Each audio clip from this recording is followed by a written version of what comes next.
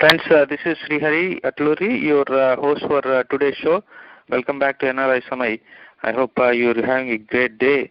So we're going to talk about the human development aspects, the cost of it, and we have Priyanka Borpujari with us. And friends, to give a background, in an age where journalism is losing its shine amid the India rising and shining phenomenon, in an age where development means displacement for one and wealth for another, in an age where human rights have been reduced to simply commissions and committees, Priyanka Borpujari clearly stands out. She not only broke away from mainstream media in pursuit of real issues, the more fundamental issues concerning with human rights, civil war, malnutrition, hunger, development, etc. So, Priyanka, we are glad you have on Nri Samay today. Thank you very much for having me here, and hello and good morning to everyone. Okay, yeah, that's great. So you are in Boston on a fellowship. Can you give a little background about what you are doing in U.S. now? Right. I live in Bombay, and I am here in the country for 7 months, starting from September of 2012. As you have said, I work as an independent journalist in India, and I'm here on a fellowship. It's called the IWMF, International Women's Media Foundation Elizabeth Newford Fellowship. IWMF is an organization, it's a 20-year-old organization that has been working with women in media, advocating the issues of women who are in media worldwide. And Elizabeth Newford was a journalist with Boston Globe who, while covering Iraq, she was killed in an accident in 2003. So her family and friends, along with IWMF, in her memory, started this fellowship whereby they honor one woman journalist every year who's covering human rights and justice. And every year they have applications sent out, and many people send in applications, and they choose one woman every year. So I am the 8th fellow, and I like to believe I'm the first Indian to be selected for this. And so as part of the fellowship, I had a chance to audit courses across Cambridge during the fall semester, which I did, and I'm also, at the same time, I have a chance to intern with Boston Globe and New York Times.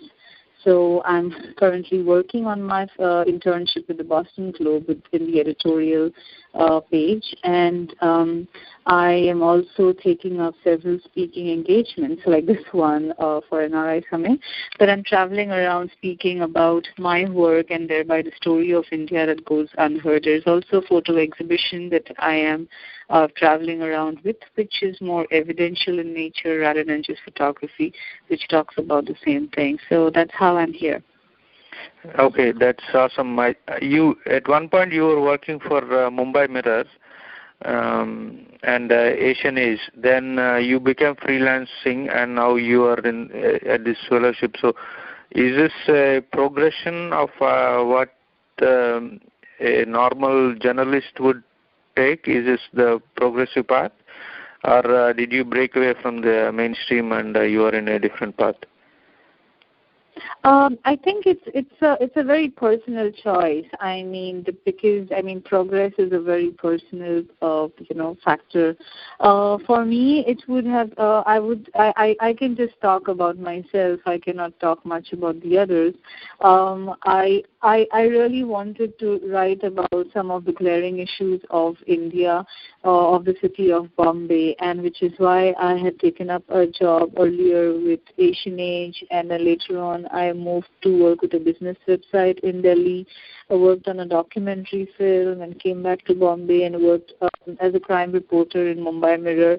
But all of those were great experiences, but at the same time I realized that there was really no scope for talking about the majority of our population, and the majority of our population are the agrarian population, or even the poor.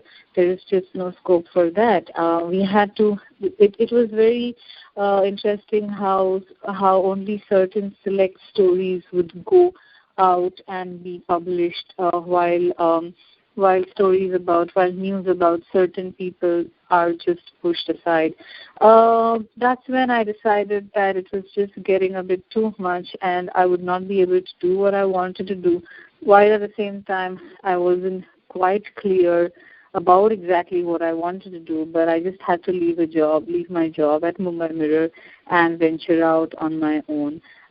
Since then, I've been traveling a little bit across the country, taking up small documentation work, which is related to grassroots movements. And somehow in the line, I got, connected to different grassroots movements in our country today, which pretty much goes unreported in, as we call it, mainstream media. Now, I'm assuming that you're referring to mainstream media as the media which is the English press or the ones which have big advertising, but that's pretty much the media which really doesn't much quite care about the ground issues. So, and that is where I try to, fill in. Okay, excellent. Now you are a freelance journalist. Could you tell our listeners how it works in terms of? So you make you cover a story, then you give it to which media? I mean, is it open? Anybody can pick, or do they pay you for copyright, or how does it work? Or why would they have they to pay even me care for copyright? How would I survive if I don't get paid? I mean, I'm not going. I mean, as a journalist, I have to survive. I cannot write for free, and that's a very wrong assumption. And that's especially in India. I don't see it much here. That the moment you say freelancer, people think you work for free. No, I have a belly that I need to feed and a family to take care of too. But and that's sad that many people do not quite know about how does this work.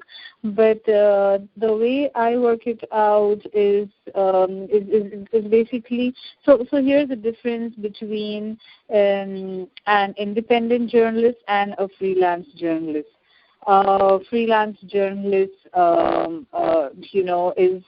is someone who would mostly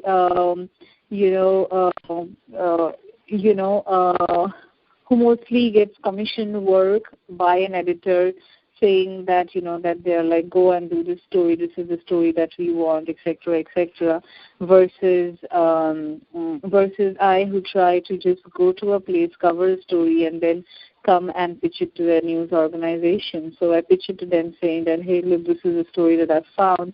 Would you be interested? So it's pretty much independent work entirely. It's like being an entrepreneur on my own and trying really hard to get some of the most important stories out in the media, because I do run a blog.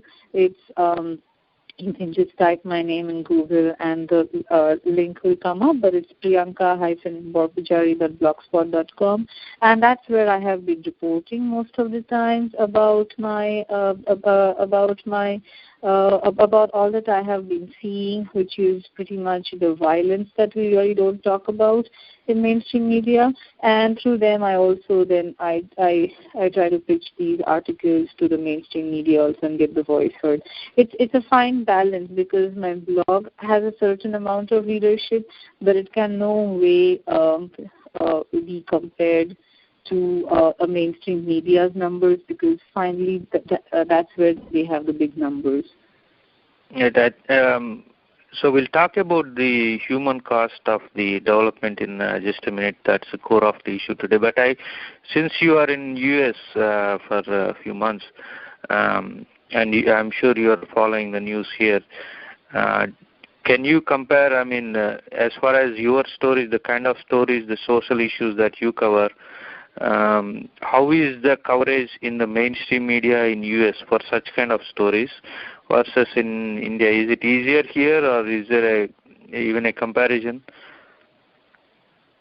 Is easier here for American stories or for India stories? American stories for issues, similar stories,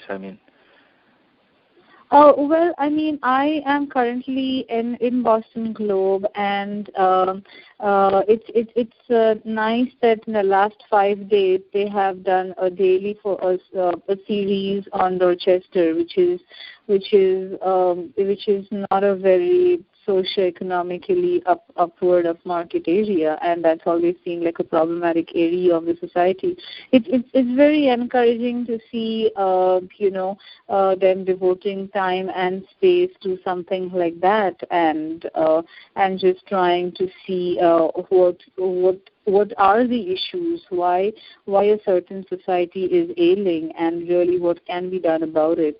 So it's interesting to see that, but overall I see that there are some other glaring issues too here. But at the same time, for me, it is I cannot really command a kind of a strong voice about the media here, about issues here, because honestly I have been just busy doing my work, and it's really not possible to go and see everything that's been happening. But I'm amazed to see the amount of advertising in newspapers here, and India is also, I see where India has learned all those things from. But at the same time, I see that there could still, there is a lot that Indian media could also learn from here. There definitely comes the issue of the kind of a political stand that a newspaper takes. But it seems that just because a newspaper can command so much of respect, I think it's necessary for them to, toe on the correct line. I really cannot compare it. It's very difficult because they are very different. But at the same, like comparing Boston Globe and comparing Mumbai Mirror is really difficult, because Mumbai Mirror is an out-and-out tabloid. Boston Globe is a proper broadsheet newspaper, and it's interesting because some newspapers in India are completely doing away with the editorial page. Boston Globe has 2 pages of edit section, and every day we sit down and read, and that is quite interesting. So it's a great learning experience. That's what I say. Yeah. Right. But do you think it's important or it's appropriate for news media to take a side, whether it's politically or it's on an issue basis, or should they be on the center in all the issues? Let me ask you the question. What kind of news do you like to read, and what kind of news you don't like to read? I like to read, first, one thing is I like to know what's going on in the world.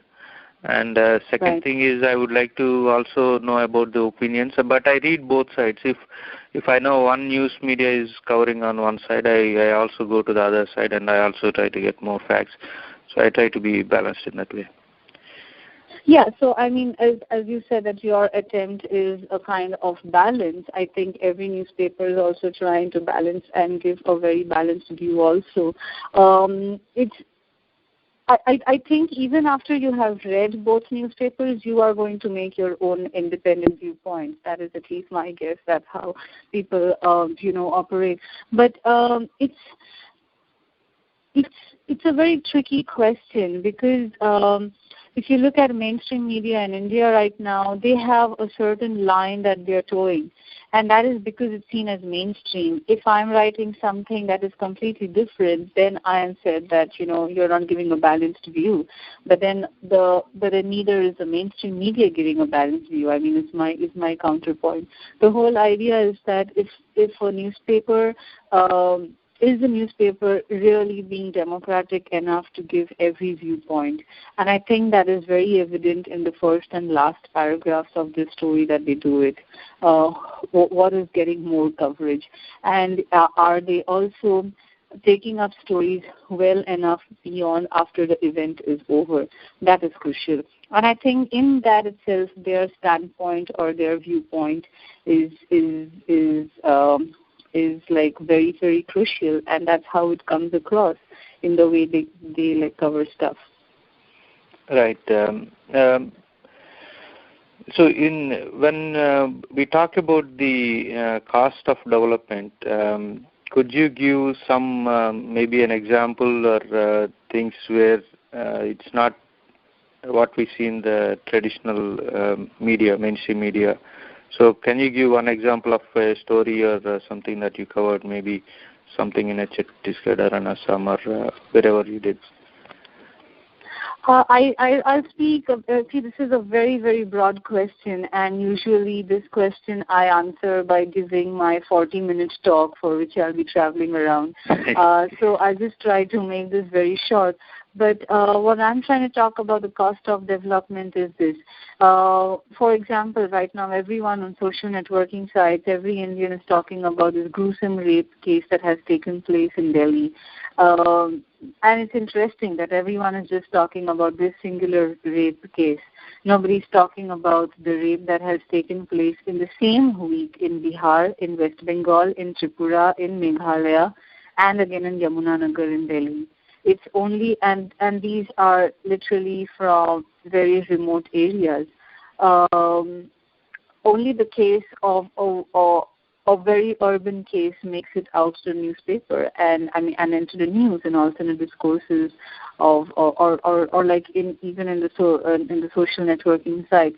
Well, I do understand that is very important because Delhi is the capital of the country, and if the capital is not safe, what do we make up of the others? But that's the whole question. Why is Delhi or other places not at par with Delhi? Why is always Delhi seen as this place that always deserves all the attention?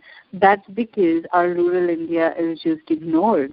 Right now, if everyone's talking about gun laws here in USA, nobody's talking about how do we stop making guns or how do we control the making of guns.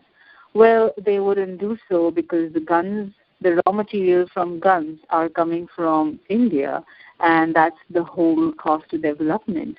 I mean, the raw material iron ore is coming from places like Chhattisgarh, and then the rape of women over there just goes unheard entirely. It's interesting because while over here everyone was busy talking about the Connecticut shooting, I'm just reading an article in the Hindu about how about 15 kids were, and unarmed villagers in Chhattisgarh were just gunned down. And nobody's talking about it at all. Why? Because here, what's happening in India is that you have this huge, India is seen as this mineral belt, and because of the expertise of people who educate themselves there, come here and then go back thinking that perhaps the American model of development is the best model of development. They're going there back, pulling down the forest, pulling down mountains, having huge open cast mining, and making up and you have a kind of a development paradigm, a kind of an urban structure, which is coming at a huge cost of people. If you do not want to give up your land, your house is being torn down, it's being burnt down, women are being raped. And that's pushing these people to pick up arms. And this is a kind of a civil war that the middle class does not want to talk about because it's definitely about their lifestyle. So this is the whole. So what kind of development are we looking for? And whose development? If we call ourselves a democratic nation, then it means that development should be for one and all. Now, does your development have to come at the cost of my death or brutality inflicted on me? I don't believe that should be it. And I think in that sense, India should stop calling itself a democratic nation. Right. I think we'll talk about one or two specific issues, but who is paying for whose development is at broad what we are talking about. But the proponents of this kind of model, they say if you go back 20 or 30 or 40 years back, the poverty is much broader in India. The level that people live, the hunger is much more than now. So the proponents of this model, they say, do you want that kind of India, or do you at least more people are making money now, and more people are, they're a little richer than when they were a few decades ago. So in comparison, which one is, when they say which one do you like? Obviously, people want to be having a job. I just had a friend who died of malaria. So many people have died of dengue in Mumbai. Are we talking that we have come and developed? We still have numbers, and it's not me, but a lot of people have said that India has people living on less than 20 rupees a day, and the number of those people is equal to the population of 26 African countries. We have just a very small percentage of people who are earning more, and that's at the cost of a big, huge chunk of people earning nothing at all. I mean, someone's minimum wage, what we give as a minimum wage to someone is that family's maximum wage. Do you think that's equitable? I mean, it's coming at a huge cost. I mean, okay, so let me explain this to you as an example. You have a place like Gurgaon, which is full of malls and big offices. All of those used to be somebody's farmland, some farmer's farmland, who did not get the right kind of compensation. Even if he might have got the compensation, what has happened to it? That farmland has gone, which means that where is India's grain production coming from? We are importing it from other places, or we are having genetically modified food, which is making us further unhealthy. Delhi always has, and like many other so-called upcoming cities, they have like huge hours of power cut. But how come is it that the big billboards on the streets or the malls always have electricity? It's coming at the price of someone else. You don't have electricity in hospitals, but you have electricity in malls. So why? So when you have mega projects, electricity, hydroelectric or thermal projects coming up, which is displacing a lot of people and also creating a lot of havoc, that electricity is not going to feed or to fix the so-called electricity supply deficit that we have in our country. The deficit that we have is just a small percentage. It's just like you think of it as a small piece of bread. You think of it as the small piece of bread could feed 1,000 ants, but then you have a big dog come in and then take up the whole piece of bread. What happens to those 1,000 ants that could sit and eat? That's what's happening to India right now. Sure, we definitely had more diseases and ailments 40 years ago, but the thing is, those things are still there. They haven't disappeared anywhere. It's just that we have managed to ignore those people who still continue to ail there. You still have people, a huge number of people whose body mass index is less than 18.5. In June this year, Tehelka lost one of its most brilliant photojournalists, Tarun Sehrawat, because he went into Chhattisgarh and he contracted falciparum malaria. You are not supposed to be dying in the 21st century out of malaria, but he died of malaria. So what are we really talking about? And this despite him being treated in the best of hospitals in Delhi. They could not detect it. They could not find it. So the whole idea that India is shining, that people are earning more, yes, people are earning more, but it's coming at a huge cost of someone not earning at all. That's a huge myth. And also, along with this earning, there's also the kind of social structure that's come in. I think there's more disrespect now about people who's not taking up a good job or who has a menial job. I think that's also something that we have to think about. Economics determine everything, and they also determine how a society behaves within itself. Let me ask, let's talk about a specific issue that's been discussed very widely in India. The foreign direct investment, let's speak on Walmart, for example. So now India is welcoming Walmart, and now when the Walmart is going to set up these shops, they are going to give a large number of jobs to many people. And now they are also saying they'll set up cold storages, and so that's going to help the farmers, and they'll remove the middleman, and so that will give more money to farmers. So where does this kind of model stand in what you just explained, and what is the cost of human in this kind of model? We are going to do away with the middlemen, but in doing so, we are going to do away with farmers entirely. What is Walmart's biggest USP here in USA? What is Walmart's USP here? The fact that they are able to sell the cheapest of goods, right? Which means that if they are selling you and me the cheapest of goods, it means that they are buying it for a negligible cost from the farmer. Imagine what kind of imagine the situation that the farmers will be in. In any case, today the farmers are not earning well at all. There are always these farmers, these food crises that we see that like onions or tomatoes we are able to buy for 4 rupees a kilo. For 4 rupees a kilo, if we are buying it, the farmer who has been spending like half a year making it is getting 50 paisa a kilo. I don't know when was the last time you or anyone listening to listening to me has been on a farm and just seen the amount of hard work that goes into it. And GM, of course, everyone is going to talk about hybridized food, but I don't want cancer in my body 5 years down the line. And America has the highest number of highest cancer rate, but that's because of the food, and that's just obvious. But that's not so that's talking proven, about right? food.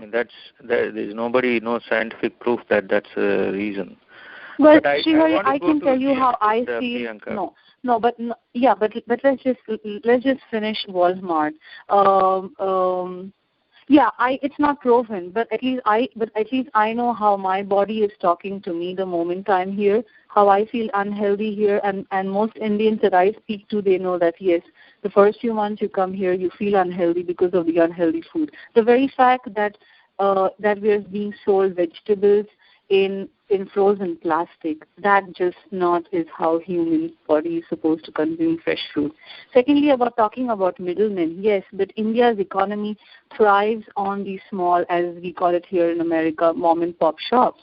The Kirana store is the mainstay of a huge, vast section of the population. Secondly, cold storage. I don't know if Indian culture really is really going to take up on cold storage food. And what kind of jobs are we talking about?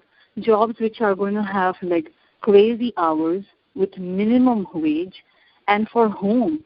The farmers will be forced to produce only a certain kind of crop. It's going from multi-cropping to a single crop farm. If there is no rains that year, or if irrigation fails, he's done for that year. And that's why you have news stories of farmer suicides. We don't need FDI. We are doing very well ourselves.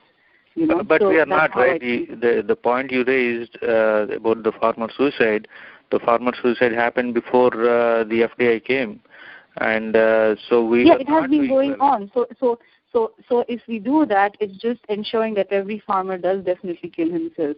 We are just accelerating the process. But the problem is, the farmer at least 200,000 farmers died before FDI came, and before the GM crop came. Yeah, but then now it's just going to be rapid. And before the GM crop came, there was also the farmer. We had the Green Revolution. We had the Green Revolution, which was the main problem. And Green Revolution, as you know, is in the 50s, right after independence. That has been there. Go and travel in Punjab. That's where the seat of Green Revolution is. That's where you have the highest number of cancer. Right. So the point I was trying to make is that so we were in a deep crisis before, and now so we are trying to find a solution. So having traveled so much and covered so many stories, so what is the alternative when we don't go for FDI, or when we don't go for GM food, or when we don't go for pesticides? Because our country, yes, because our country can do very well just by itself, and it has always been doing so. And we don't need to have this kind of American kind of scale up, because we can do it ourselves. What America is going through right now is very scary. It's because everything is homogenized.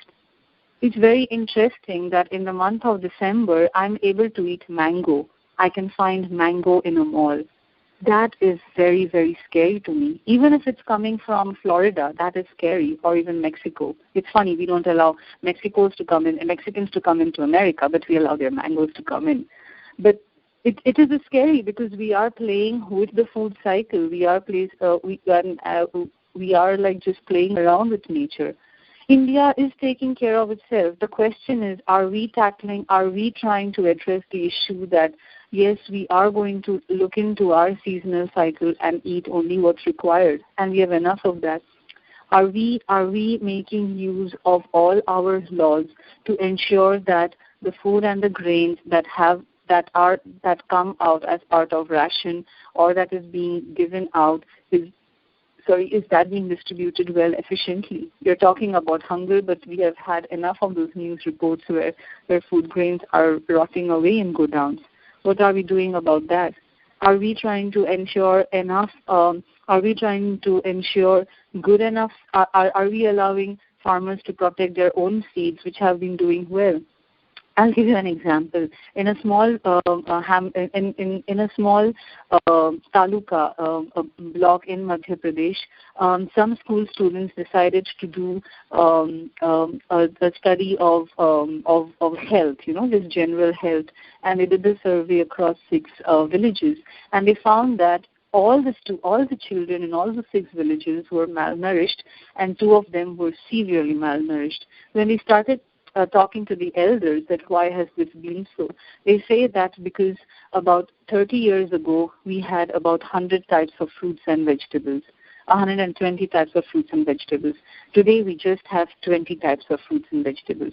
So where are the nutrients coming from? What have we done with GM? We have just wiped away this whole system of diversity that could take care of us. And this example of food is also the way we can take care of all the other aspects of our society also, and all the other kinds of businesses also. We are talking about development. India now is trying to become like USA or like any other big city in every which way, with more industries and more malls and more highways. But a basic problem in a city like Bombay, which is touted as the New York of India, pregnant women during the monsoon are advised not to travel by auto rickshaws because they are going to have miscarriage. That's the problem. We don't need more highways for that. Fix those potholes. Fix all those loopholes that are required. That's needed to be done. Bringing in direct investment is like giving an injection, is like giving just like a crocin to bring your fever down, but it's not really tackling what gave you the fever. The fever was an infection somewhere else. That's what needs to be done. Right. We're talking about the GM food. I'm sure you spoke to the farmers on the ground, and so the farmers themselves, they have picked up, when we talk about cotton, for example, but I'll just stop you for a moment. GM food and agriculture per se is not really what I have been covering. This is all based on whatever I have speaking. So it's not that I'm an expert on this topic. I'd rather talk about like the human cost of development and the kind of civil war that's going on in our country. I mean, I can talk about that, but I'm not quite confident. I mean, I am confident, but it's just that's not what I have reported about directly. Right.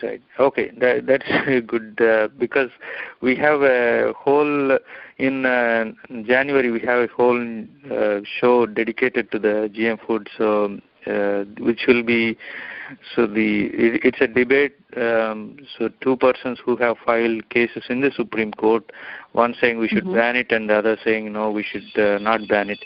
So we have those people coming on the live show on January. So we'll leave the GM food for next month then. I'm glad, yeah. And I should just again remind you that I'm really scared of eating food in this country. Trust me. I mean, my health has really gone for a toss. The answer, the reason for it is GM food. Trust me. And I'm not the only one who's saying that. There are a lot of people who just say that. Yes. But we can continue on that later on. But believe. But about whole foods, right? Maybe you can find a few of those, even though it's really, really expensive. So that's the options we have. Yeah, because it has to be because everybody has to pay a price for quality. I mean, look at the funny thing. What's happening in India right now? We do not bargain for some funnily, stupidly priced product in a mall, but we bargain with a sabzi wala to make the 4 rupees ka sabzi to 3 rupees. Why do we do that? Why exactly do we do that? We are not ready to pay. We are not ready to pay the price for good quality stuff, but we are ready to pay something the moment it's in a mall and it's in plastic. What is this attraction towards plastically packed food? It's the same thing as journalism. People are talking. They're able to get 1 rupee, 2 rupee newspapers with a lot of supposedly nonsensical news, and the news that I give in is supposed to be free. I mean, good quality stuff comes for a price, and it's a price that has been determined by this market, which expects us to pay a huge sum of money for something that is just branded, So we have to look at it from that point of view. There is effort gone into every production cycle. We have to look at that.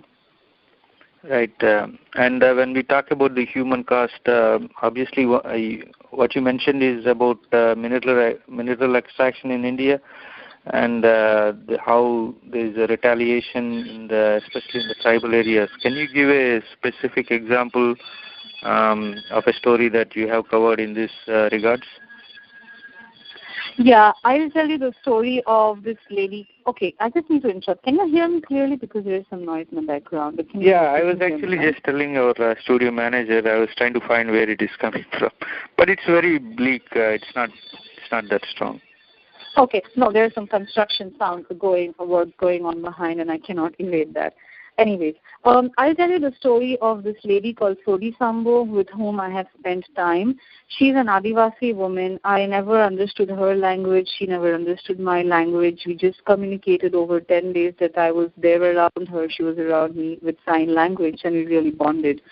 She is the first victim, in a way, one of the documented victims of Operation Green Hunt. Operation Green Hunt is an operation out there by the Home Ministry to, quote unquote, to wipe out the menace of Naxalism from our country.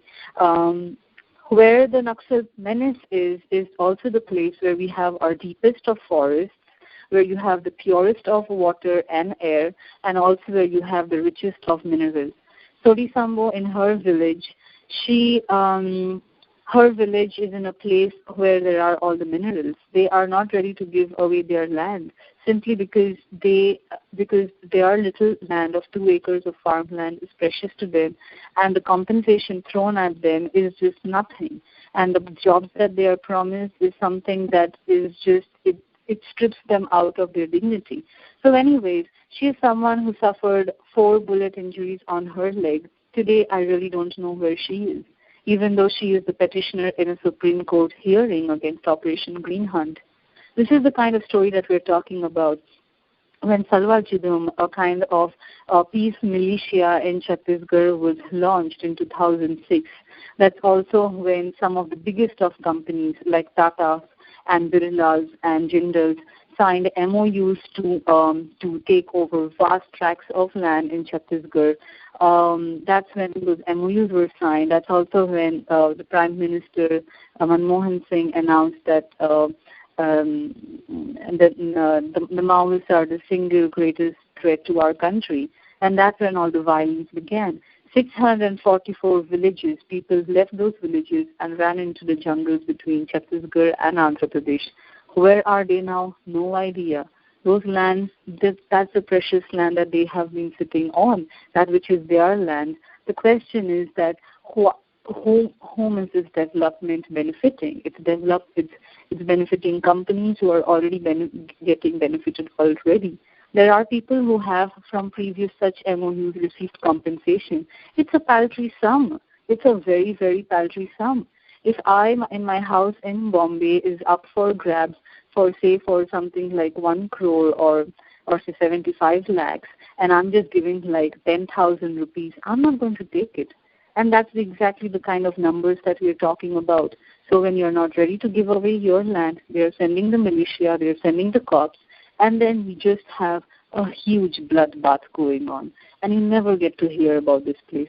Chhattisgarh is the only place, it seems, in the country where Any kind of dissent is a problem, but we are seeing this is increasingly in every state going on. You challenge the notion of development.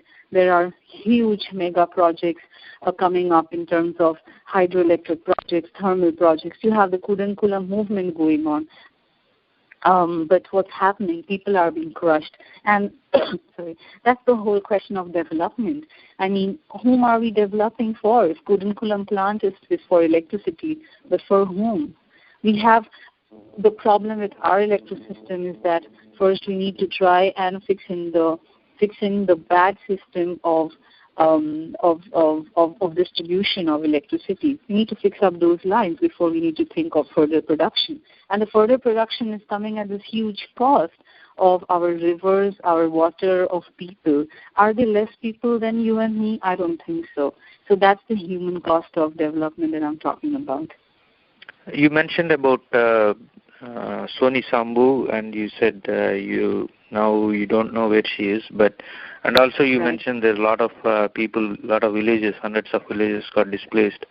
Have you kind of followed any one of these, and have you seen what actually happens when they get displaced from a tribal area where mineral rich and there's water and there's cultivation, all of that, and they go to some other place and which is completely foreign to them, and there's no support even though they are given money. If they're given money, that disappears in a month or two, especially with the exploitation that goes on. So have you tried to follow any of these families and see what actually happened after they got displaced? I have tried to. The thing is, if I try to do it repeatedly in Chhattisgarh, I am in danger of my own self. And more than that, there is danger for the people I'm meeting and interviewing. The moment I step into Chhattisgarh, my phone is tapped. And I'm visible there as an outsider going in there. If I go and meet the cops, they'll definitely tell me that don't go there, ma'am, because it's unsafe. We will send our cops with you. And if those cops come with me for protection, obviously the people won't want to talk because they have earlier been threatened and coerced by the same cops. It's very difficult, to get people to talk. They are also ready to talk about what's been happening to them. There are scores and scores of people. Like there was this lady who was gang raped by 4 SPOs, special police officers, along with 3 other women in her village. They are just afraid to talk because they realize that if they open their mouth, and I write things or anybody writes about them, their whole village is going to be wiped clean, and that's what has happened. There is a huge section of displacement. The question is, how do we track places? Most of the time, officials do not know where these villages are themselves, and these villages are really in the most remote places of the forest. The nearest road is 40 kilometers away. And once they come onto the road, the first thing that they see as a sign of development or as a sign of Indian governance democracy is a police station. So this is the kind of terrain that we are talking about. The rural side in India is very different from the rural side here in America. And so people are being displaced and nobody's talking about them. Children are dying of hunger. It's a very, very bleak situation. I see. And so development, when we're talking about the minerals, so mineral extraction is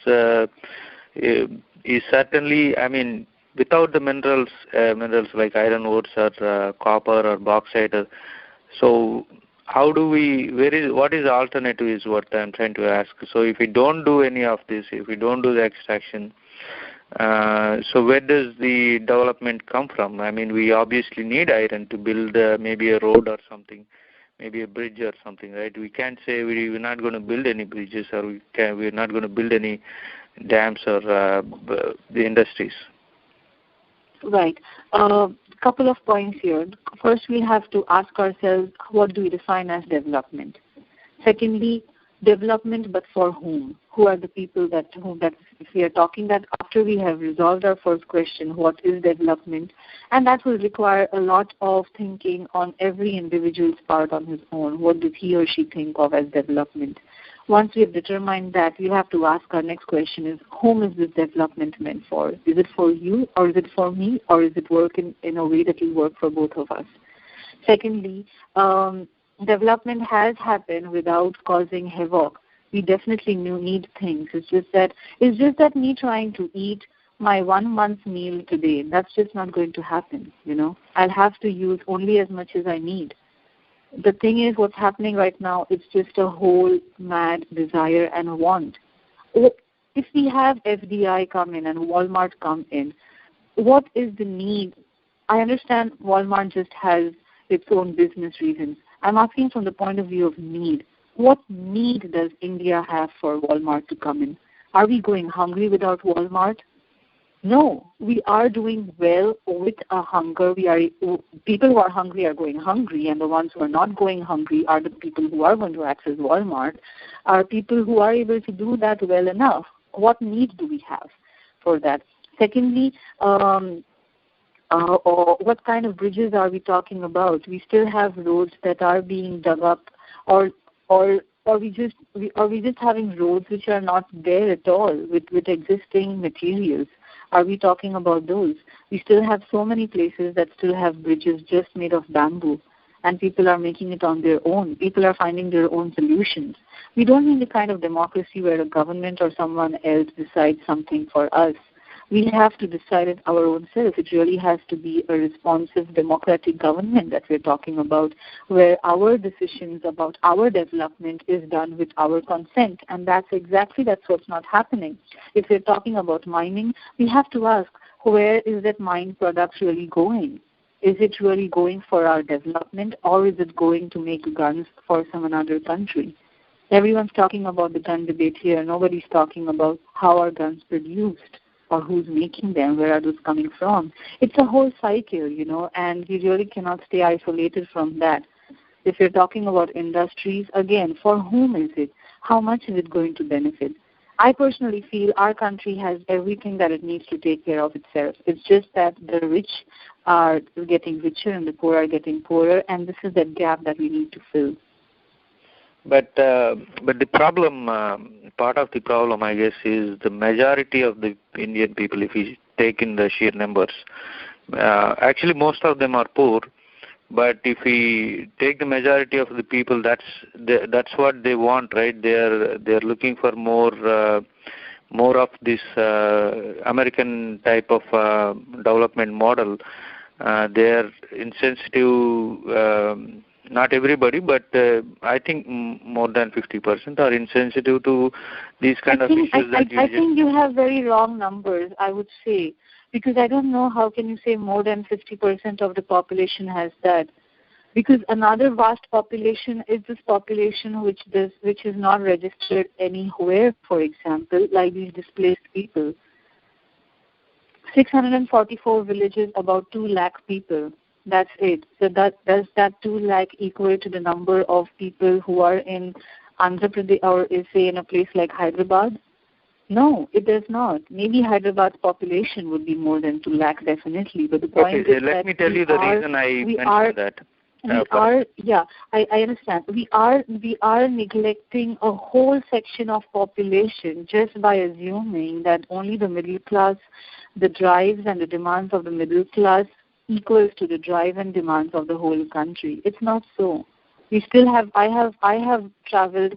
When I'm in India, I travel 15 days a month, and then I come back home to Bombay. I have traveled and lived in villages where till date they have not received a single electricity pole.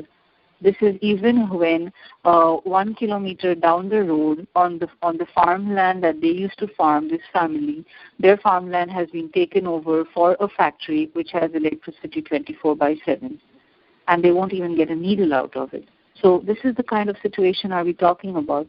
We will be taking into account population for when we're talking about statistics, the people running the factories. We wouldn't be taking into account the statistics of the people whose lands were grabbed and who live in darkness. You cannot see those villages at night simply because it's dark. You will think that people do not exist there.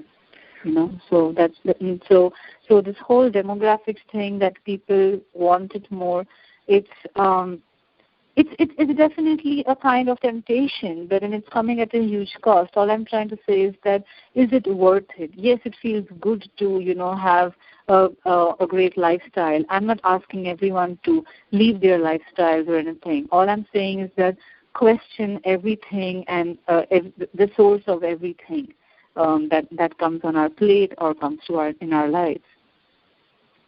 Right, and the reason I'm saying the majority of people are lured to these kind of things, are insensitive to some of the issues, is because these are the people that we have seen in recent elections more than 70% of votes, right?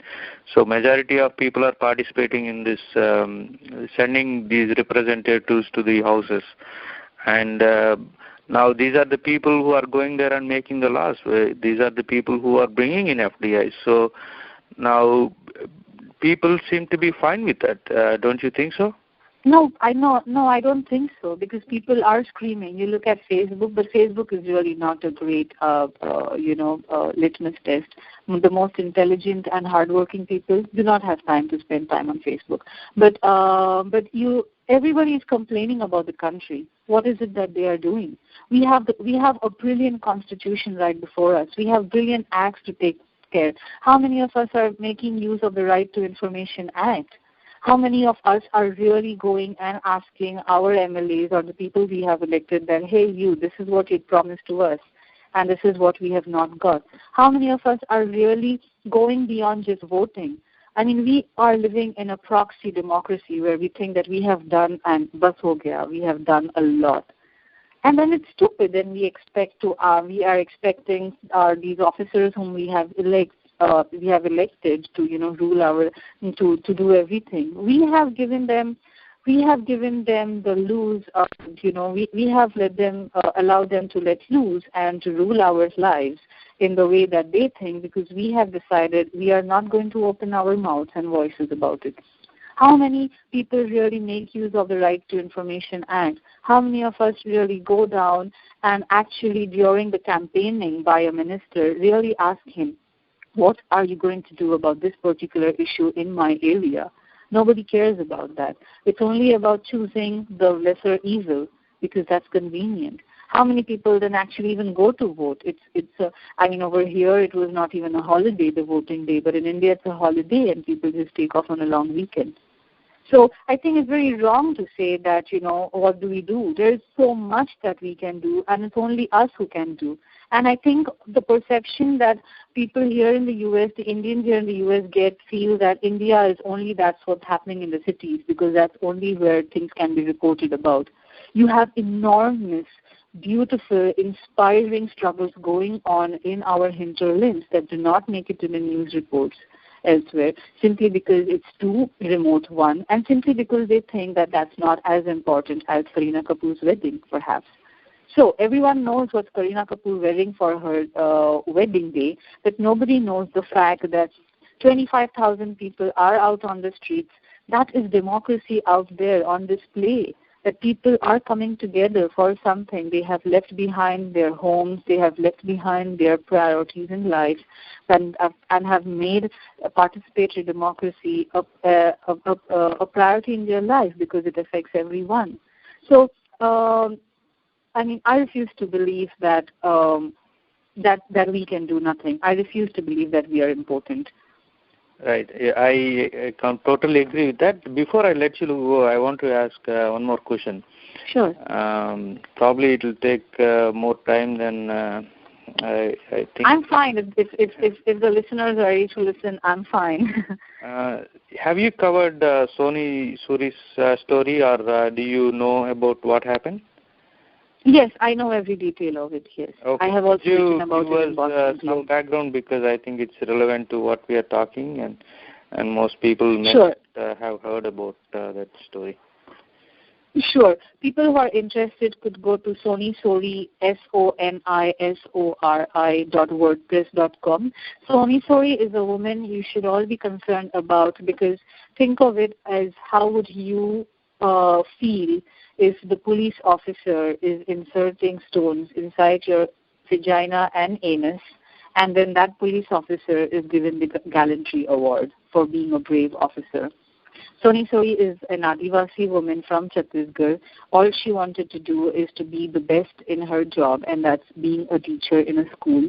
And she was embroiled in a case by the cops. They wanted her to sign a paper and accept the fact that, and just accept it, although it wasn't true, that she has linkages between SR company and the Maoists. She refused to do that because that's not true. She was arrested, and then she is in a jail in Chhattisgarh. Even when the Supreme Court. So why are they asking her to sign that paper that she's linked to these Maoists? Well, so that's another longer history that will take me a long time for me to explain.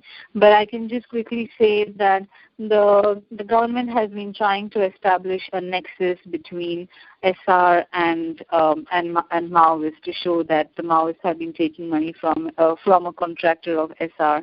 And because she's an educated woman, also at the same time, please remember that one of the significant Adivasi journalists behind bar is Lingaram Koropi. Lingaram Koropi's aunt is Soni Sori. He had the opportunity to go out in Delhi and study and to become a journalist with a mainstream newspaper in a Hindi writing newspaper, but he chose to come back home because he felt that's where it's important for him to report on. He documented when 300 houses were burnt down in Chhattisgarh in 2011. Obviously, that's a big problem for the government. So he has been put behind bars. Soni Sori is behind bars. Her husband has gone missing. Her father is behind bars. And her 3 children, I don't know who's taking care of her. She has been declared as a prisoner of conscience by Amnesty International.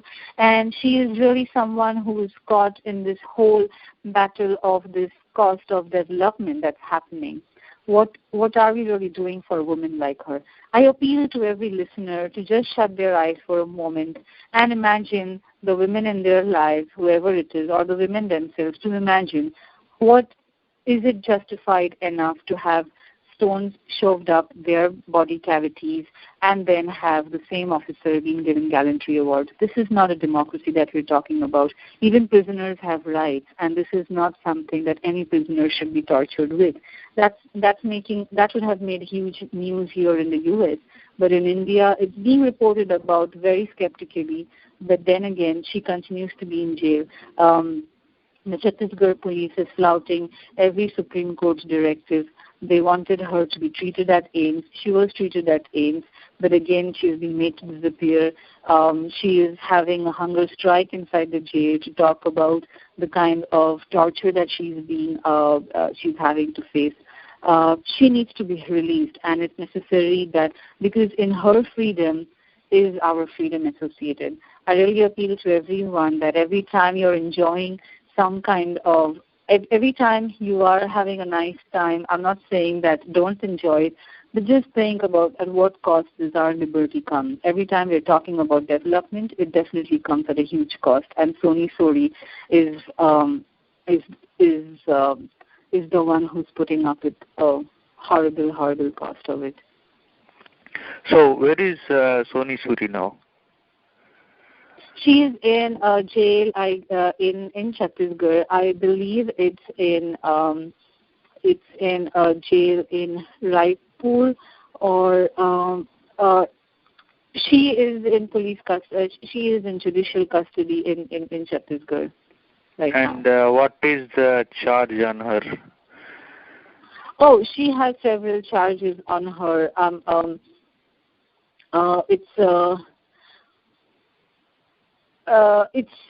Most of them are like alluding with the cops, alluding with the Maoists and being like a Deshdrohi, being a traitor. And so there are just several cases on her.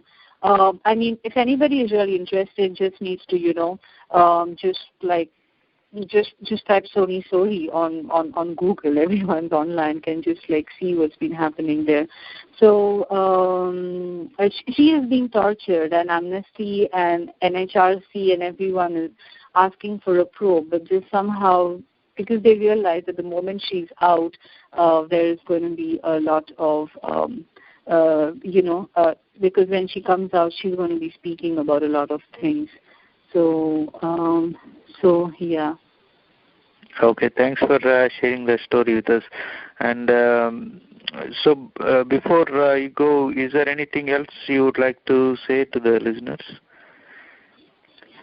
Yes, I will be visiting San Francisco, the Bay Area, in fact, sometime in February.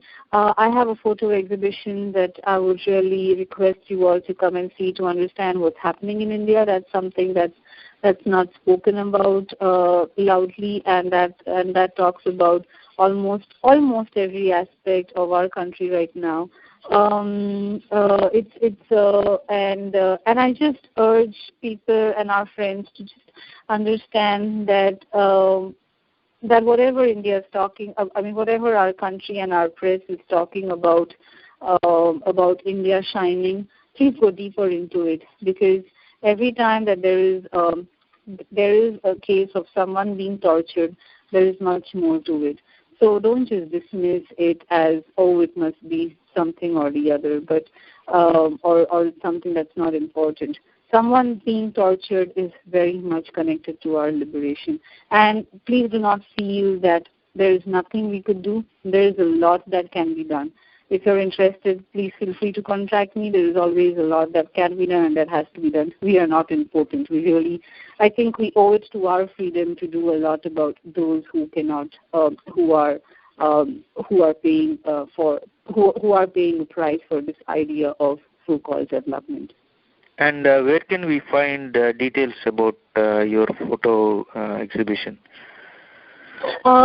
I can put up those. I think AID, Association for India's Development, is taking care of the series of talks and exhibition. So if you are in touch with them, I can definitely share in links for your website, and if people are interested, they could check it out. Okay, if AID is covering it, I guess AID India, AIDindia.org might have that information. Yes, I guess so. Yeah, I think they would have it in the next few weeks, yes. I see, excellent. And I want to say good luck with your time here in US and for the photo exhibition. And we really appreciate you spending your time this morning and explaining a lot of issues that we are facing. Thank you very much for your time. Thank you for listening to me. And I just appeal to everyone out there listening to just to stay in touch for anything. I can put up my email ID on the website, and to just not stop questioning, because it's definitely a moral issue. Corruption is not really just being out there, but it's definitely a very moral issue that needs to be tackled. All right, listeners, so that's Priyanka Borpujari, and we sign off here. Thank you very much.